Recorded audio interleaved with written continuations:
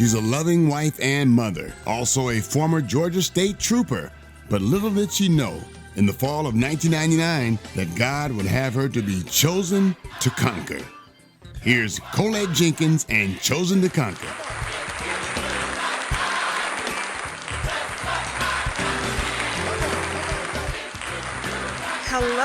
Hello.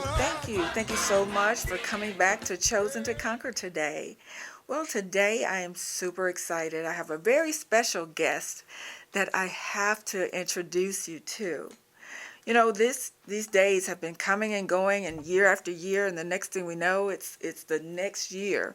But here we are. It is mid-year. It's May and the middle of May, and we have a special friend that is enjoying his 93rd birthday on today. So I want to welcome to you my father and love, Mr. Adrian Earl Jenkins Sr. So welcome, Mr. Jenkins. Yeah, thank you. I'm glad to be here. Oh, we're so glad. Now, this is, as you know, this is my husband's father. Just such a delight to have you here with us. And let me tell you, I want to share with some of our friends, really some of the benefits that we have having our wise and older family members that we can talk to. And we look to you and we thank you so much for giving us wisdom from time to time, even unsolicited sometimes. But we really appreciate you. I can tell you, I see my husband in you every day, and I think that's an awesome thing. But listen, first, I want to just start by saying happy birthday. Thank you. 93 years old. 93.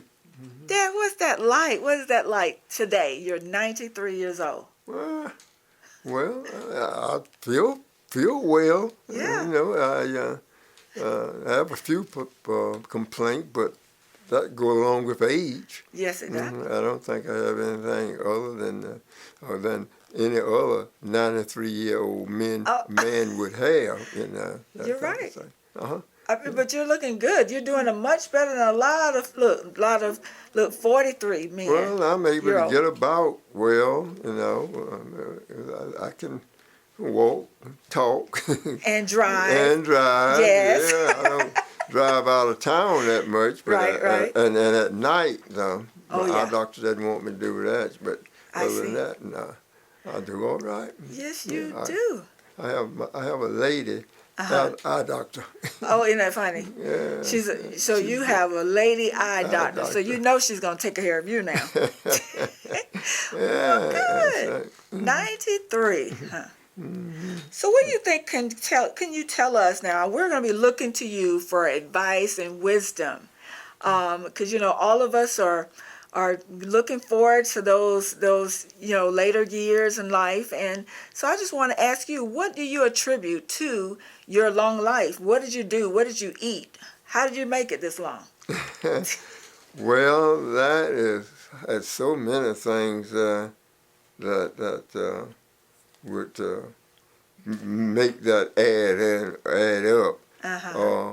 I don't know of any specific thing that I do every day or ever done that with long life like that. But I am from a long life group. My family, I have some other members of the family who've lived to get to their 90s, and most of them would at least get to the 80s before they get into the 90s and pass away. That's a blessing. So listen, if you will, tell my friends a little bit about you. Of course, I know where you grew up and all of those kind of things, but tell us a little bit about where you grew up and some of the things where you go to school and a little bit more about who you are.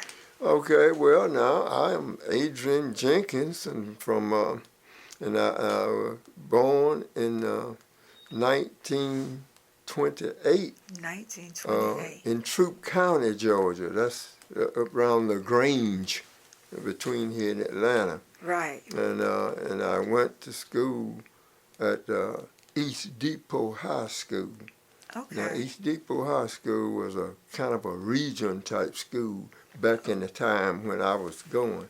Okay. That means now all the little the students who wanted to go to high school, they could finish in that little town around LaGrange, Okay. around Troup County. Sure. But they couldn't go to high school because there wasn't but one high school, and that was in LaGrange. Wow. And after they finished elementary school, then they would go to high school, Okay. 4 years or 2 years in high school. So I attended the East Depot High. Gotcha. Okay. And the interesting thing, I finished in 1947.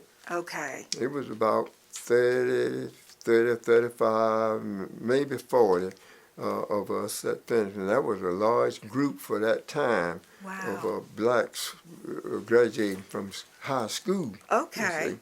You see. And I was in that group now. But the thing about that, only about 5 of that class, people in that class are still alive. 5. And I happen to be one of the 5 Wow. that's still alive there. Yes.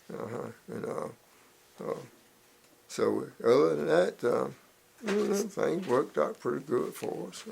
So you stay in communication and contact with your classmates? Yeah. Oh my gosh, that's awesome. Well, we got one that still lives in LaGrange. Okay. And I got 2 in Atlanta area, and then one in Michigan, Wow. Detroit. Okay. Awesome. Well, that is awesome. 5 of us still around. We talk to each other, send each other cards during the holidays and whatnot. Yeah, well, speaking of cards, I won't get off on a tangent, but you are one of the absolute best card buyers, card givers. You give the most beautiful cards. That's one thing I can say I love about you. And you listen, my husband got it from you because you get some great cards. So I want to ask you then, so you graduated from high school, and what did you do after you graduated from high school? Okay, after I graduated from high school in 1947, and I was a young fella then, and my daddy sent me to Tuskegee. Wow. I have always been interested in airplanes. What? Okay. Grew up with a group of white boys that was interested in airplanes too. Okay. And we used to make model airplanes, wind up them, take match stems, put them there, glue them, and make these little piper curb airplanes, wind it up to the window, and then turn it loose and it'll just fly all around in the house like that type of thing. But they went to Spence Field to learn to fly airplanes in Moultrie, Georgia. Well, back in that day, back in the 20s and the 30s, and the 40s, blacks couldn't go to Spence Field airplane. Wow. So by my being interested in airplanes, I chose to go to Tuskegee. Yes, sir. Now, and there at Tuskegee, we had the Tuskegee Airmen, that type of thing. That's correct. Now, those people learned to fly. Yes. Back in that day, some people thought that blacks couldn't fly. Mercy. Couldn't learn to fly. Wow. Well, we didn't have any airplanes anyway to fly. That's true. Okay. So, by me being interested in airplanes, I went to take aeronautics at Tuskegee. Oh, gosh. But my mother, she was didn't think well of that because at that time, colored folks didn't have airplanes, and you couldn't. I was interested in working on airplanes, more so than flying them those things. So I changed my major. Wow. And went to auto mechanics, that type of thing, because there you could teach it auto mechanics in high school at that time. I see. Okay. So I figured I'll be around teaching anyway, So then I went to Tuskegee. I changed my major to auto mechanics. So auto mechanics. While I was there, the Korean War broke out. Wow. And I got drafted from Tuskegee to Wow. go into service. Now, along at that time, you know, I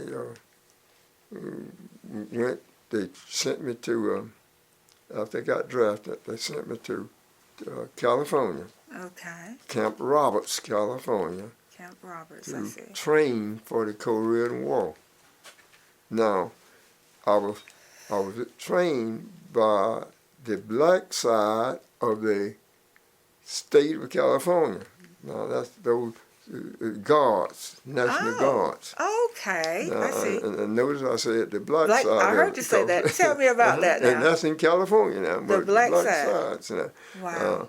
Well, the Chinese, MacArthur was handling the Korean War, and the Truman had to call him in because he wanted to go into Manchuria, and Manchuria right next to China, Right. and he didn't want to bother that because that would bring China into the war. Yes, But sir. MacArthur was going to do it anyway, so he had to fire MacArthur. Wow. But the Chinese came in anyway. Anyway. And I, my outfit now, after they broke, we had to break training in California. Right. And they rushed us to Korea. Korea Wow. to try to save Korea, keep China from taking it, because they had come into the war. Let's see. Now, the interesting thing about that is that, segregation was hard at that time. I It was can hardcore imagine. segregation. So we got to Korea, and we hit that. We were battling, had to battle our way into Korea in some of the places. Wow. Now, after being into the war.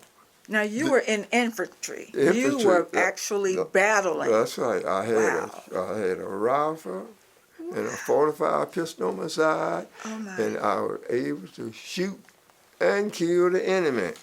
And this is something that the first ever happened in this type of war, because World War II, Yes. they were just loading trucks, blacks load truck, drove truck, loaded airplane, ships and things like that. But we actually got in the battle of firing the guns and mortars and things in the Korean War. Wow. And I was afraid, I didn't see any way of coming out of it alive. So I was just thinking that, one day somebody would know that that you were there. that I was there. That's where you were. But I was lucky. Wow. I didn't get a bullet, didn't take on a bullet at all. Weren't no injured. mortar and anything. But I did get frostbite. Now, it get cold in Korea. In Korea. Yeah, it get cold. We'd be fighting sometime in 6 and 7, maybe 10 degrees below zero. 10 degrees and that's some below. hard weather when it's like that. But the Chinese was having the same trouble. And I say Chinese because my outfit fought the Chinese, some of the Chinese. Because all kind of nations was there. Surely. But they were having the same trouble we were having. We fire our guns, and when we fired a gun, it was sweat. Water would get in the barrel, and the next bullet wouldn't go in. So we had to rub it up, trying to get dry it out, right? And to get it going. And that's where I got my hands all froze up and everything.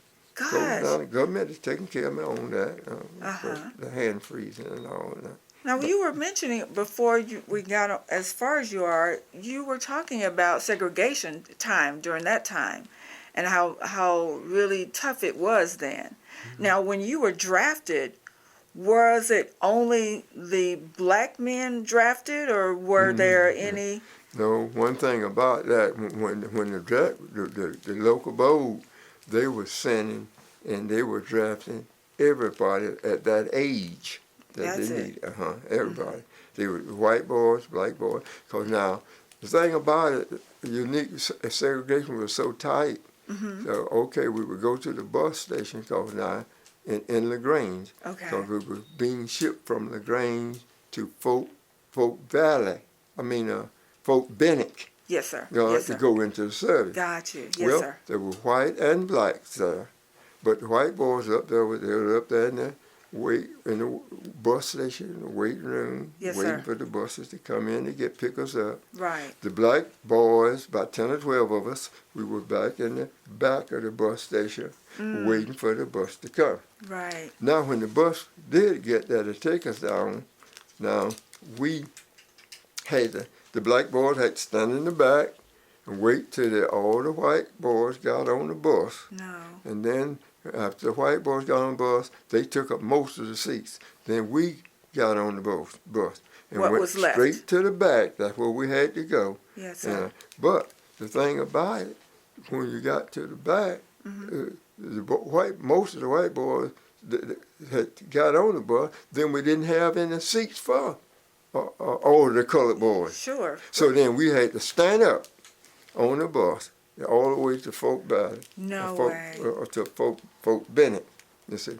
All right, now when we got to Fort Bennett, then they sent us through, processed us through. Yes. But because they wanted us to go up to South Carolina, Fort Jackson, South Carolina. Yes, sir. Now we, there in Fort Bennett, they swore us in Yes. there. Now, at that time, colored folks I couldn't ride in the back of the train. They couldn't sleep in the sleeping cars of the train. They had to go up front near the big engine with all that smoke, or we were using coal then I see. to run the train. The train, you know, yes, sir. And all that smut, but stuff like that. That's what you had. Yeah, but I'm tell you what it happened though. Now, all right, when we were getting ready to load the train, Right. all right, the conductor was saying, so now you got these black boys here, so what we gonna do with them? The other guy said, well, man, just put them on in there with the others. I said, man, we can't do that. The law won't let us do that. Wow. He said, man, sure. So the only way we can get that thing is to put on another full car box. Sure, boxcar. Right. Just to put these 10 or 12 blacks in it. He said, I'm not going to do that. He said, I'll tell you what. Say, if they just go on in there, say who in charge? The white boy said, well, I'm in charge of the white boy. And said, Adrian is in charge of the black boys. Okay. So now, he said, well, I'll tell you what to do. Let me talk to Adrian. So he came around and told me, he said, now look, you know how segregation is and whatnot. He said, but let me tell you, you tell your fellas to go in there and any sleeping voice they find in there, you want them to just get in it. Any voice just to get in it. Just get in it. Just get in it. Okay. Because I'm not going to put on another car just to take you 12 boys. Wow. And so I told my boys, and I looked, and segregation is the law. Right. And we want to follow the law. I said, but now, he tell us to go in and sit anywhere. I mean, get in anywhere, in the bus, up or down. Or down. So get it, and then we'll see how that work out. So they did just what we were told. Okay. And it worked out. Great. It worked well until we got to Savannah. But when we got From to Savannah, From Fort Bennett. from Fort Bennett to Savannah. And when the bus backed into the station, the train backed into the station. Yes, sir. And what happened? Huh? What happened in Savannah? Okay, well, let me tell you now. Oh, Lord. In Savannah now, because we rode all night in that car. Right, and then got to Savannah. We were supposed to had orders from the government to eat at a restaurant there in Savannah. Right. So the white boy had the orders and things. So whenever he wants something done, he would tell me. He said, well, Jenkins, he said, man, our orders, government orders, call for us to eat at this restaurant over here. Okay. He said, now, but how it is. It's segregated like mad. I said, but I don't know about that. So what you think about it? I said, well, if the government paying for it and the government ordered us to do it, I said, well, I think we ought to go in and do it. He said, you're right. That's what I think the same thing. All right. He said, I tell you what now, tell your man, and I'm going to tell mine, not to segregate yourself. Right. You pick out some of the white boys, some of the white boys pick out some of them and just talk. We just walk and talk together. Together, good. Till we get to the restaurant. Right. So we walk from the train station over to the restaurant. Now, when we got to the restaurant, we was all just scattered around. Sure. Huh? Yes. And we walked in the restaurant together, all of them. And man, you talking about some forks and knives and spoons falling everywhere, boy. Everything, ooh, ooh, ooh. Are you kidding? They said, what in the world happening here? I said, well, where they going? What they doing in here? So the little manager was just as nervous as he could be. Oh, my goodness. He said, told the white boy, he said, well, man, so what y'all doing? He said, no, I got the contract with the government to feed these fellas who coming through here. He said, but I still got to look out for segregation too. He said, it's against the law for the colored boys to come in here. He said, well, man, so look, we're on our way up here to Fort Jackson, and they're going to send us over to Korea, and we're going to be fighting for this country. And so now these boys here going to be just like I am. That's right. Yeah, he said, well, so I don't want to lose the government contract. He said, well, that's what you're going to do. He said, because now look, we will go all the way to South Carolina and not eat them out, and then I'm going to report it that you didn't honor the contract. Right. So what we need to do is to decide whether we're going to walk out of here without eating, or whether we're going to take the offer that the man gave us to go downstairs and eat in the colored thing downstairs. I see. Okay, well, most of them agreed, but then I said, now every one of us got to be 100% now. Right. Then we had one fellow, I never will forget it. He said, look, he said, now, I live up north. I just happen to be down south there. Said, but I've been living up north for a long time. Right. But all my voting and everything is down south. He said, now look, I'm not used to that. I don't want to go there. Because he was not familiar with that type of segregation. No, he said, I don't use that. I said, well, I said, now, this got to be 100%. I said, now, you were saying that you're not going to do it? So some of the other colored fellas said, man, I'm hungry. Right. So come on now, exactly. Take this deal. Ooh, Come that's on, tough. let's take this deal. So I'm hungry. I said, well, all right, I'll go along with it since it's like that. And so, all right, so then we left out, and then the white folks went back to eating and everything.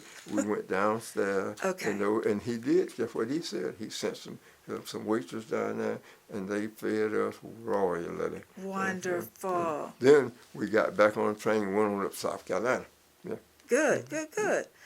Well, so that was just the first interaction you had with the segregation piece. So is it from city to city how they handled that law, whether they or not would request or require that it be like it was, as segregated as possible?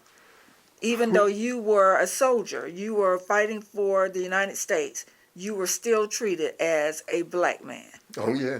You see, segregation wasn't just somebody jumped up. It was the law. You see, and it was the law because most of the people who were in charge, the senators and presidents and everything, they were white, and they made the law to fit their situation, you see. Sure, yes. That's the reason that it was the law. And then, although it was wrong, but it was still the law. And there was we had nothing to you could follow do the law until we could get the law to change. Yes. I didn't say break it, but Laws have changed. Sure. And then all of this marching and stuff that we did with Martin Luther King and all that type of thing, Yes. we were trying to get the law broken. And finally, we got it down now, real Yes. nice. Yes. Different, much different from what when I Wow. was a boy. Mercy. Much different. So yes, you remember when it was complete segregation. Yeah. My Lord. Complete segregation. Yeah. So what is it like today, though? What is it like today to be able to go wherever you choose and even dine in same restaurants beside a Caucasian person? Yeah. Now, today, it's much different than it was with hardcore segregation. Now, Wow, hardcore. you got a situation now with hardcore segregation where you were at the bottom of the ladder, and there were whites who was not at the bottom, but they were just on top of you. Mercy. Then, but also there was another level of whites Okay. that was over that group of whites. I'm see if I can make it clear. Okay, now. All right, now the plantation owner, Right. he claimed the land and stuff because folk were more interested in eating and sleeping than anything else. They didn't have all these radios and Sure. TV. We never heard of all that. Anything like that. I see. Right. That was foolish then. It's foolish. Right. You just need to eat, sleep, put some clothes on your back. Right. Yeah, that was foolish then. We never heard of that. And Wow. But let me tell you this, then I'll go and tell you what, about that. I had a children where my granddaddy would be plying the mule down in the bottom now, plying the mule now. Now that's in Troup County. Up there in Troup County. Right. So then my grandmama said, "Boy," I said, "come here." Said, "Go down there and go up on the hill there and holler down there and tell your granddaddy to come eat. I got his meal fit ready." Right. I said, "Okay." I run to the hill and I put my hand together. I said, "Hey, granddaddy." He'll say, "Hey." Grandmama said, come eat. I love it. But you see, had he been like it is now, Grandmama just picked up the cell phone, said, "Hey man, come up here and eat." Right. But this was the communication style. You go to the top of the hill. We didn't have any idea that you would be able to ever do something like the cell phone. The little telephones that we had with party lines. Yes. Had a line running and all. Because we used to make, when I was a boy, we used to make little hand phones. Yes. Where we get a snuff box. Now, I don't know if you know about snuff. I do. A snuff box. A snuff box. And then and my partner would get a snuff box way out about 75 feet, 50 feet from us. Okay. And then we would have the masonry cord line strings. Yes. Big old knot in the outside, knock a hole in it. Right. And then I could holler at him, "Hey!" When my voice traveled down that line. It he really could hear did me. that. Yeah. But that was the way y'all communicated. Yeah, that's where we communicated, playing and going on. But that was basically what was being discovered. Yeah. And later, of course, it became the phones and the wall phones, but then now it's wireless and cell phone everywhere you go. That's right. Yeah. Awesome. Yeah, Well, I tell you, now, what about the cars? Now, you were talking about the trains. Now, what about the type cars and the difference between the cars then and the cars now? Oh yeah, we have a lot of difference in the cars then and the cars now. You can start back with the Model A Ford, the T model. Okay. We call it a T model. T model. And then where you had to crank it, you had to get out in front with a crank in the front of the motor, front of the thing, and crank it. And then it would catch up and run. When we say crank, it's because it really was a crank. So Yeah, when they say really crank was. up the car, Yeah, crank up. They didn't have the way you mash a starter, a Model T, Model A's and things like that. Man, you had to crank that thing. I never heard that. And then it would run. It would start. Yeah. Wow. That's Yeah, that's what we had to have on those things like that. Now, see, now you ride in the car with me, and my car talks. Hmm? I said, now today you ride in the car with me, and my car, the technology is so advanced now to my car talks back to Oh, me. yeah. It gives you directions of where to go. Well, that's right. Well, you can, you got your telephone things In the car. In the car, yeah. But we didn't have nothing like that. Nothing like that. That was unheard of. And if you talking like that, they put you in Milledgeville. That's why you had to go to the crazy house. Because you crazy if you talking about all that You gotta go to a insane asylum for that, talking about that crazy stuff. That's right. Yeah, I mean, even right as simple as then rolling up electric windows, rolling up the windows Yeah, and all things that like kind. that, Yeah. and air conditions and things of that nature. Yeah. We come a long ways, huh? We've come a long ways and still going. Yes, sir. And the way they're going now, with technology we got now, we're going to be going to Mars and these other planets pretty soon. That's what we're We're doing. going to go. That's So, I what- mean, people are going to go and stay and come back. Go and So stay. we got the knowledge now. Yes, how sir. to do it. Yes. Yeah, we got it. I mean, and that's education. I mean, Yeah, that's the that's difference that education will make. That's right. And so now you were telling us about when you were drafted, you had to leave Tuskegee and go into the military to the Korean War. Right. And so you stayed that time out of the war. So when the war, when it was time for you to leave, what happened? Okay, now when I got out of service, got out of the hospital in Osaka, Japan. Right, right. Because from Korea they transferred a frostbite patient back to Japan. Oh, wow, When I okay. was in Osaka, Japan. That's where I got a chance to see a portion of Japan. Oh, wow. Japan. Yes, See, sir. we the Red Cross and during time when we got where we could kind of get about a little bit, they would come and get soldiers and take us all around and Wow. different little towns there in Japan. The Japanese would. And so Wow. that's where I got the chance to see Nagasaki. Nagasaki. That's where they dropped the bomb. Bomb. It was two cities that they dropped it in. Nagasaki and, I can't think of the other Was one. it Hiroshima? Was it And Hiroshima? right now, though, in that town, Right, those right. buildings are twisted, the iron and steel, and they're still just there. From the war. From the from war, that bomb, World the War II bomb. with the atom bomb thing. My Lord. My gosh. Yes. Now, but after I got back, I was able to get back out of the war Yes. and got home. And that's the reason I like 4th of July. And Tell me about it. I like Christmas and Yes. I like 4th of July. 4th of July. Well, now, Okay. we were at Fort Jackson, and they were talking about trying to get us to stay in. With some of the boys did decide to stay on in. Sure. But then I knew I wasn't gonna stay in that thing. Okay. So I told him, I said, man, look here, when you get through talking all that stuff about staying and serving, I said, wake me up. See, you were taking a nap because you knew your decision was made.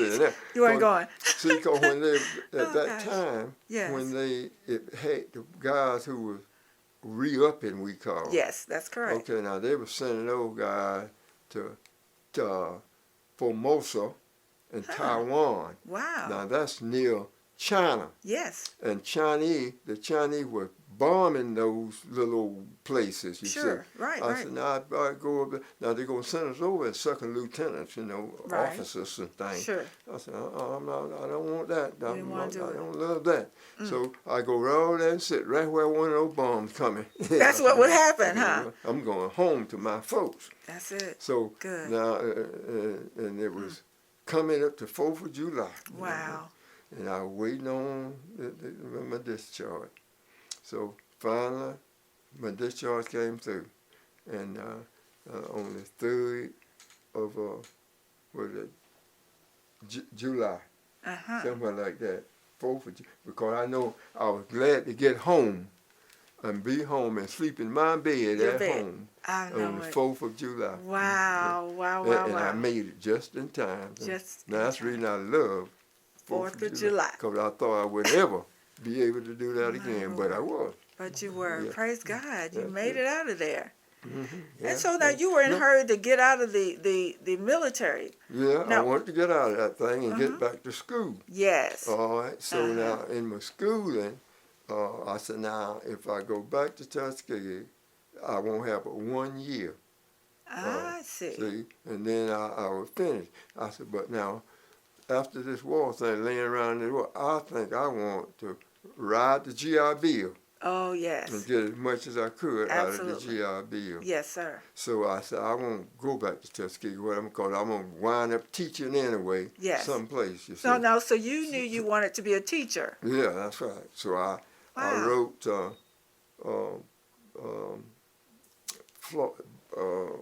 Florida A&M, Okay. not Florida A&M, Daytona Beach, Florida. I'm trying to think of what the lady was named in that school down there. Was But it Bethune? anyway, Is it Bethune-Cookman? Bethune-Cookman. That's Yes, right, sir. Bethune-Cookman. Yes. And then I wrote it, and then I wrote Albany State. I Okay. thought the first one I hear from, that's where I'm going. Oh, wow. You see? And I get a chance to use more on my GI time. Yes. And I heard from Albany State first. Yay. And I've been Okay. here ever since. Ever Ever since. since. And that's been some years that Years I've been here. to Albany. You know that, yeah. Now, that's awesome now. So thank God that Albany State was on the ball. They got to you first. Yeah. And but you mentioned you knew you wanted to be a teacher. Yeah. What was that in you that said you knew you want? How did you know you wanted to be a teacher? Well, Had you seen another black man teaching? Well, yeah, you see, really long at that time, they were just putting male in elementary schools. Oh, okay. See, up until then, the only thing that was teaching in elementary schools was women. Women. No, they didn't have any male men, black or white. I They see. were all, and so now, the elementary department was real wide open. Okay. So I said, well, I'll work there. And I'm glad I did, because I've enjoyed, I taught school 35 years. 13. And I'm so glad that I was able to Oh, wow. work there. And summertime, right now, I see some of my former students. Yes. Now, they was, 9, 10, 12 years old Yes. when they was in my class. What grade did you teach now? 5th grade. Fifth grade. The best grade in the whole school system. The 5th grade. I love it now. Math and science. That's in what the I know. 5th Listen, grade. I've met some of your former And students. I enjoyed it, and I still, You enjoyed it, huh? yeah, I enjoyed that, boy. Wow. Yeah. Well, what was it about it? What was it about the students then, and then even teaching, you think? What do you think it would be a difference between teaching then and then now? Oh, yeah, there's a lot of different. They really have more to work with now Okay. than what we had back in that time. Well, tell me, what do you mean? There again, and when I started, we were introduced to segregation. Yes, sir, we were. I bet you were. Couldn't get away from segregation. Can't get away from it. Couldn't Here get we away are. from segregation. Mercy. So, so in the colored schools, they were all made just if they were old block buildings and That's it. heat coming out of the floor with pipes, hot pipes and things. Wow. So, but that was better than working outside, digging ditches and things like that. That's true. That is true. But we were able to get a lot of students up and get them into high places. Yes. With the government and everywhere. Wonderful. That's right. So you you've seen the difference you've made. Oh yeah, now you touched on everything. But that, you had to dig it out. You had to dig them out of it. And I see a lot of my students now, they grown. And, Yes, sir. And they would be telling their grandchildren, Yes. this is my 5th grade teacher. Unreal. Yes, sir. I tell you, I mentioned to you, I've met several of your former students, and they would say, oh my God, Mr. Jenkins, I know math today because of Mr. Jenkins. And you're so beloved, Mr. Jenkins. So they really give you honor for the work that you've done. And so I think we all honor today, particularly now in the pandemic, teachers are, parents are really recognizing the difference that teachers made in their life, even particularly with their children, because now since the pandemic occurred.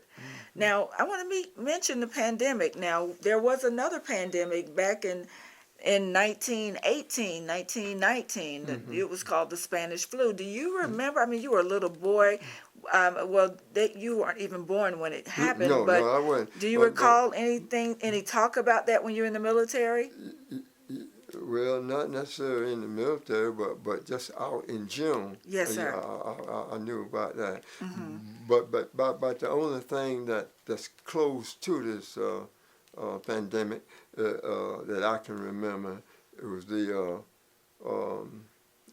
we had what you call that thing, tuberculosis. Oh, we call it TB. TB, yes, yes, we had okay. It was just about like this, but it was just in this country more so than the worldwide. Surely, yes, sir.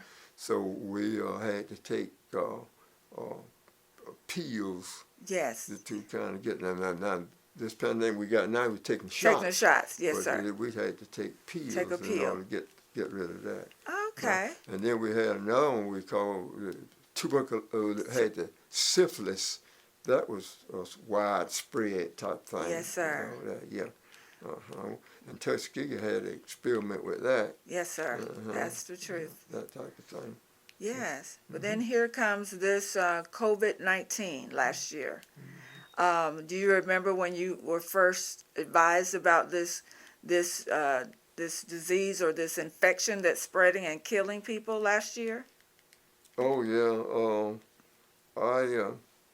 Well, it was kind of hard to believe it at first, though, and talking about the worldwide, all over the world. Right. That was something I never heard. Well, we never heard of, really. Sure. The whole world got the same thing. Yes. But the other things that I mentioned, they were just in this country. In this country. That type of thing. In some countries. Yes. Yes. But I think that we got getting control. Yes. Of this pandemic here we got now. Well, now, when you heard about there was going to be a vaccine, what was your initial thoughts about when they said they done the trials and they've created a vaccine that will be approved to start taking? So what was your initial thought about getting this shot? Well, like everybody else, or like anybody else, I would say. Now, at first we were saying, where did it come from? Right. And then we got some inkling of where it came from or was coming from. Sure. Talking about the virus itself. The virus itself. Yes. All right. And then we said, now, what has been invented to cure it or whatnot? So then they didn't have anything. They was trying to make something. That's it. That's it. So we were curious about that, and I was thinking that maybe half of us would be dead before they get something invented. But America, come on, we invented that thing right away. Right quick, didn't we? Right quick. Yes, sir. So, but we still lost a lot of people. Yes. On that thing. Over 560,000. Yeah, a lot of people. Speaking of that. But when you think about it, though, really, people are being born every day, every minute, every hour. Somebody, somewhere in the world is being born. Yes, sir. But just like somebody being born, somebody, somewhere, all over the world, they're dying. They're dying. Yes, sir. Yes. So as you go, you got some going and some coming. Some coming, some going. Yes. That's just the way the world is. Yeah. Because we got a lot of people on Earth, but we don't have but 7 strips of land. Just 7. For us to live on. They call it. Yes, sir. That's what it is now. That's right, 7. So unless we get everything ready to go to the Mars and live, we're gonna have to share this land.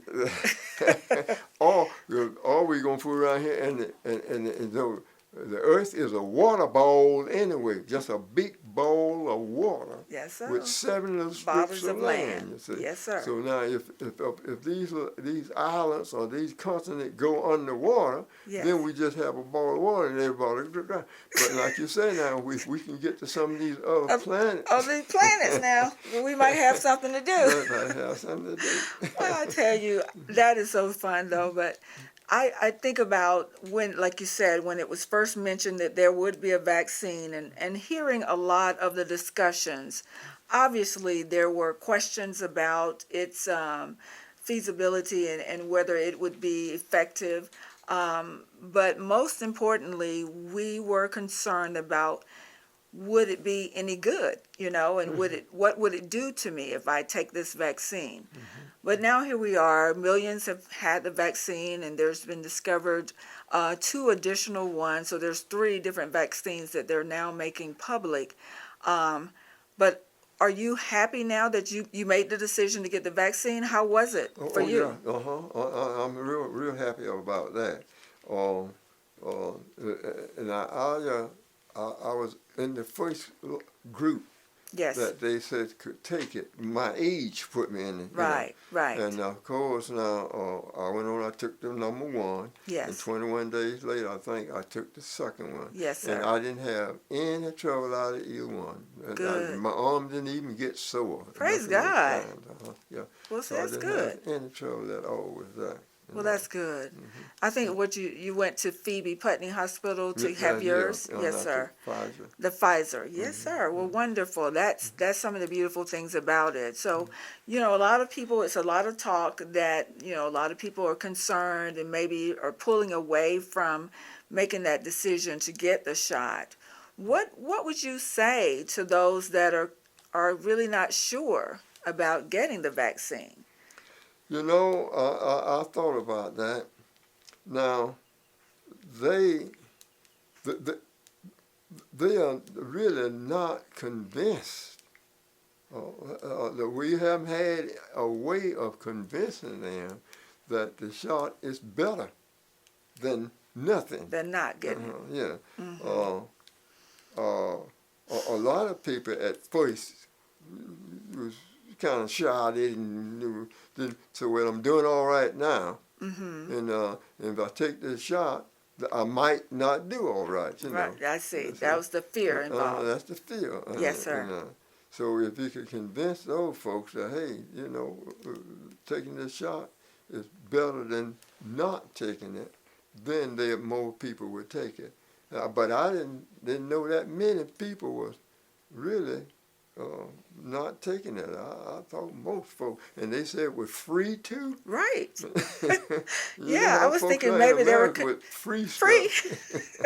If it's something free, it's free. Seems that they would want to go ahead and get it, huh? Yeah, go ahead and get it. I see, but I can only imagine, with anything else, there's fears and concerns, but then there's these conspiracy theorists that are planting these false fears in people's minds about what could happen about getting these vaccinations. But we've been in vaccinations my whole life. I mean, we had to be vaccinated to go to school. And so I've been doing the vaccines several years now with the flu. To just combat that. And I believe that it's the best thing for us all to do, but I know that everyone won't make that choice. So, yes, but I'm happy that you're able to get it. Oh, and, yeah, and I'll have to have gotten it too. Yes. Yeah, that's good. Yeah. Good. And so now, next thing, what we will be doing once we get what they call the herd immunity, which is 70 to 80% of the population haven't been vaccinated. And so we have a ways to go before we get that. As you mentioned, it's no cost. It is given to you at no cost to you, financially cost to you. And I did well, Adrian did well, Mom did, and everybody I know that has had it done, everybody's doing well. So I understand and can appreciate and respect the fears about it. So if you get it, then great. If not, we do understand. Yes, sir. So now let me ask you now, What are you going to do for your birthday? Well, now Yes. on that birthday thing, Yes, sir. it's one of those things that is birthday's never been a family type thing with us. My whole family, it's all right, but we never have parties and big things like that Yes, on sir. the birthday. Uh-huh. So I'm satisfied with what I do, and that's Yes. little or nothing. So like I say, the only 2 days in the whole year, only 2 events in the whole Whole month. year. That's Christmas, Christmas and 4th of July. And all these President All days that. and all of these different days, I just don't. I never been where I would really go all out for them. Not even May 7th? Not even May 7th? May 7th is mine. That's it now. That's Mhm. it. That's it, and that's today. And that's today. Yeah. Well, But we I don't- want to celebrate that I day don't, with you. I don't usually go and do parties and things like that. I never did. Even in my young days, I didn't do all that. But like I said, my family didn't go crave things like that. Like that. I understand that. Mhm. Well, we're so happy and I'm so grateful that you were able and willing to come and sit down and talk to us about your experience in the military and even as a teacher and going through school. That you've shared some things that I think would make a difference in all of our lives in terms of the knowledge of what you've experienced. But I want to ask you one thing before we close. I love getting wisdom. I love talking to our elders. I just would love to know if there's something that you would like to, something you would like to share with us younger people, advice you would give us to help us continue on like you're doing. Cut grass. Yeah, that's what I do. I let you get my farm tractor. Farm tractor and and cut the grass. you get on the back of it while I cut grass. I can believe that though. I've always enjoyed farming. I kind of reared up on a farm when I was a real small boy. Uh-huh. And my granddaddy, he farmed all his life. I think he was about 84 or 85 when he passed. Okay. And Wow. so, but he sharecropped it all his life. Okay. He never owned a stick or nothing. Yes, sir. So I was able to buy a little old farm out Wow. in the town, and that's where I do my pastime until I was doing pastime farming, just animal type thing. Sure. I didn't row crop. And Oh, you nothing did like not. that. I see. No, Okay. just animal. Hogs. I raised 500 and 600 head of hogs. 500 and 600. And chickens, these Chickens? little long chicken houses and things. Yes. I've had at least 4,000 or 5,000, no, 2,000 or 3,000 chickens at one time. 2,000 or In those 3,000 long chickens. old houses. Wow. And shelling ponies. I bought even a shelling pony when he was a little boy. Yes, sir. And then my daddy up there, he got into a place where a fellow was selling out some shelling ponies, so he sent some shelling ponies down to my farm. Oh, wow. So we've had quite a thing like So that. he was able to ride a pony. Oh, yeah. They Yeah. had some ponies out there. We That's had about 19, you want to bro? We had about 19 19 shelling ponies. ponies at one time. So how did you is this something that you did as a boy? Is that what made you interested in it? Or? Well, I've always, like I said, interested in horses and Horses, farming and okay. things like that. You see. Uh-huh. So I started raising horses, that type of horse, Wow. to sell. Yes. And then and it's like I was raising hogs for sale. Raising hogs. Yeah. My. That was part of my thing. And you enjoyed it. Oh, I enjoyed it. Look at you, though. I can tell. But you Oh, never were interested in any type of crop or row farming, anything like no, that. I No, didn't grow plant corn and cotton and all that. I didn't bother with that. You didn't bother? No. Well, you mentioned cotton. Let me ask you this. Did you ever pick cotton? Did you ever pick Well, cotton? I never really. I think I kind of left the farm when I was got up some side. Yes. But I have picked some cotton. I have done that. You have picked some But cotton. I did not like my raising cotton and picking it. And No, picking. no. Didn't do that. No, I didn't ever row crop it all. Wow. Well, I tell you, it's so much to learn, and I really enjoy you talking about your experience and all the things you've done. And we're going to continue to talk to you. I'm certain I'm going to get more information from you. But just watching you you come and go, and seeing you at 93 driving around doing things with your cell phone. It just gives me encouragement to know that there's so much more in life, and that we can do so much better. And now also I want to mention too, now, as your experience in college, you left for Tuskegee, but you ended up here at Albany State. And your experience at Albany State, I understand. I noticed those colors you're wearing, that black and gold. And so now you are, how many years as an Alpha Phi Alpha fraternity? Yeah. How many years now? I'm about 66 or 67, something like that. 66 years. Yeah. Wow. Yeah, that's right. In Alpha Phi Alpha fraternity. Alpha Phi Alpha fraternity. Yeah. And that's a beautiful thing. We enjoy every year going to the Founders Day celebration and the things that your fraternity does in the community and for others. I think that's incredible. So we want to thank you for that.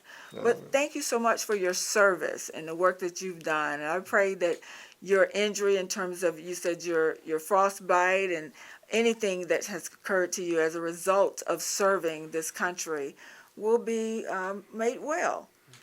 And so we hope that get you come back and talk to us a little bit more about some of the things that you've done that hopefully we can gain knowledge from. And so we want you to take care of yourself, and we're going to go now and have that party. Happy birthday. Thank you. Thank you so much for listening with us today. And listen, come on back next week, and we'll have more about Chosen to Conquer.